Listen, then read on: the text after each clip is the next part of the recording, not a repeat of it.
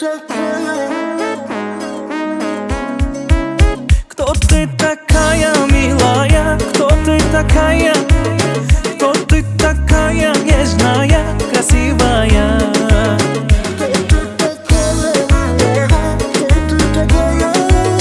Кто ты такая, nежная, красивая? Deli eder beni, sevdirir kendini. Kalbimin sahibi Türkmenin güzelliği. Artan tripleri, mübarek naz evi. Soru versem cevap vermiyor geri. Ne yapsam, beni anlamıyor gibi bir laftan. Bilmem ne yapsam, soruyu Rusça mı anlatsam? Кто ты такая, милая? Кто ты такая? Кто ты такая, нежная, красивая?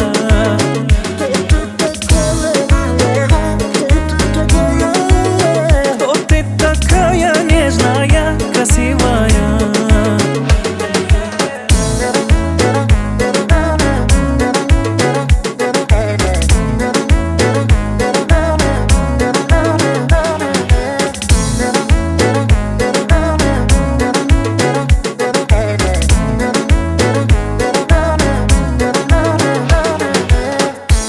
Мой воздух, ты любимая.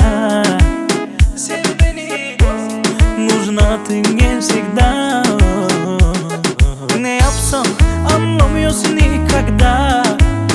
Bilmem ne yapsam, soruyu Rusça mı anlatsam?